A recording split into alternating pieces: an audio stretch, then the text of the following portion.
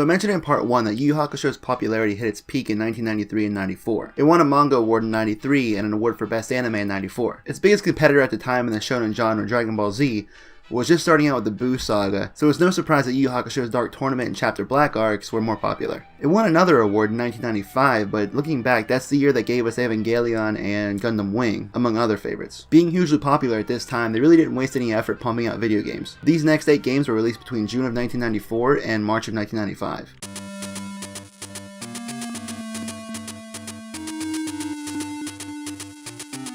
The first one here is the third release for the Game Boy, Yu Yu Hakusho Dai Sandan Makai no Tobira. This one's quite a bit different than the previous two. The overworld is like a top-down RPG leading to side-scrolling beat-em-up levels, kinda like Zelda 2. Even the boss fights are more like a beat-em-up than a fighting game. I made my way to this school and beat the shit out of some random guys who look like Kuwabara swinging a purse and Kuwabara's bald friend. These parts are very easy. There's health bottles laying around, but you shouldn't really need them. The rooftop fight with Kuwabara can be kinda tricky. You have your spirit gun, but he has a spirit sword. What seems like the best way to beat him is to shoot him 3 times with your spirit gun. At a certain point, he'll start running from side to side, where you can just jump kick him in the back of the head. Idiot.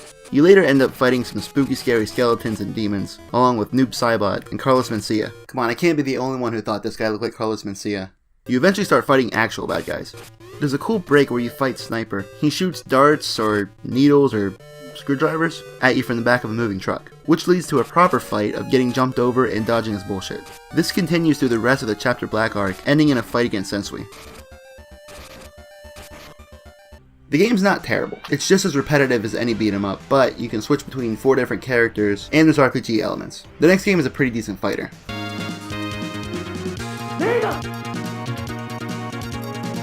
Yu Yu Hakusho 2.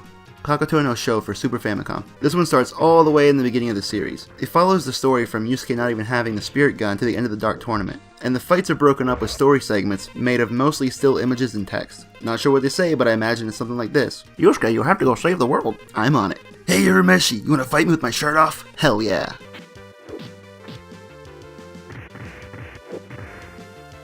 There are 10 initial characters, with 4 being unlocked via cheat code, but they're just different forms of Genkai and Toguro. This is called Yu Yu Hakusho 2, but it's completely different than the first one. Most of the moves are performed with Street Fighter style combinations, and you can use desperation moves under certain conditions. I've always really liked this game, but the computer can be cheap as fuck.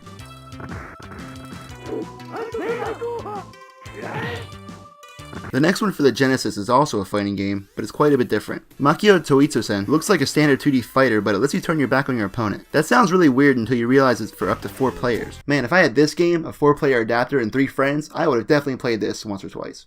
The game is actually pretty unique in that there's more to it than the standard 2D fighters of the mid-90s. Aside from 4-player fights, there's a background and a foreground. You can dodge by hitting back twice. Everyone can double jump. There's a lunge attack which you can cancel into special attacks, and you can perform air combos. That's a lot of tech for an anime fighter from 1994.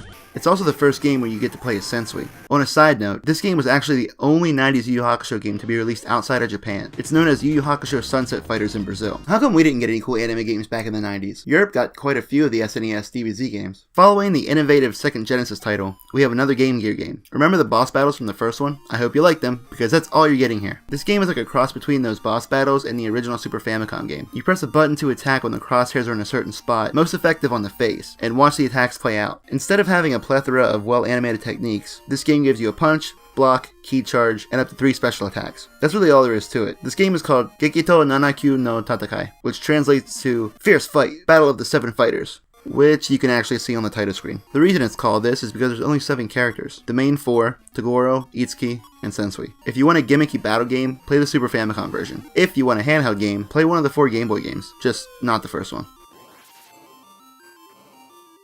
Speaking of Game Boy, the last title for the better portable console is called Daiyondan Makai Toitsuhen. This one goes back to the one-on-one style of the first 2 games, and covers the Makai tournament. This game is pretty standard for the most part. Special moves, desperation attacks, 10 characters, but it also has a girl fight mode, which isn't as exciting as it sounds. You can pick from Botan, Keiko, Yukina, or Koto, and instead of 2 attack buttons, one of the buttons lets you pick an action including a special move, a super move, a move that dizzies your opponent, and one that heals your opponent for some reason. All these characters have assist moves. Botan uses the whistle that I completely forgot about until now to make Hiei fall on her opponent's head. Keiko gets saved by Yusuke, or she can throw poo. Kuwabara rescues Yukina, and Judy joins Koto for a song.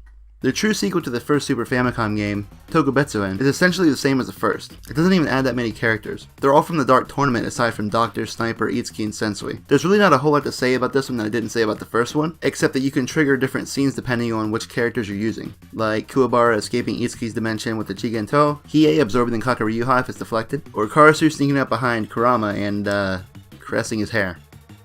Now, I may be in the minority here, but I've never played a 3DO. I'm just kidding, no one's played a 3DO. But they did make a Yu Yu Hakusho game for it.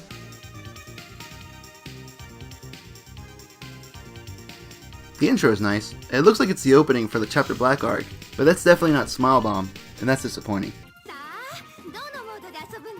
The menus have actual anime-style art, and it looks like the story is told through anime clips. Hope the rest of the game looks this good. It, really doesn't. I mean, I see what they were going for, take the models from the anime, but they don't look quite right. Something is just off about them. They look super lanky and blurry, and really don't mesh well with the background. I mean, they're not all this bad. Kurama and Hiei look pretty good, but Ultimate Battle 22 did this style much better only a few months later. Fun fact, the 3DO game was released just a week after the final episode aired, which is pretty weird, right? The last 5 games were released after the start of the Makai Tournament saga, but they don't use the settings and characters from that arc. It's like we need a final Yu Yu Hakusho game to complete the story. Well, we have one, and it's called Yu Yu Hakusho Final, Makai Psyche Resident. Final is the second 2D fighter on the Super Famicom, but rather than the style of the first one, it looks more like the Genesis game. You can choose from the 4 main characters, even though Kuwabara had nothing to do with this arc. The opponents you face changes based on the character you chose. The game itself plays well as a 2D fighter, but the only thing that really sets it apart from the other games is that you can unlock Yakumo from the second movie. And that's it! That's all the Yu Yu Hakusho games. For 8 years anyway. The series saw a resurgence in 2002 when Funimation acquired the rights and released their fantastic dub on Adult Swim, but we'll talk about that next time. Thanks for watching. As always, if you liked this video, like and subscribe, follow us on Facebook, Twitter, Instagram, and all that other social media bullshit, and then we'll see you for the next episode.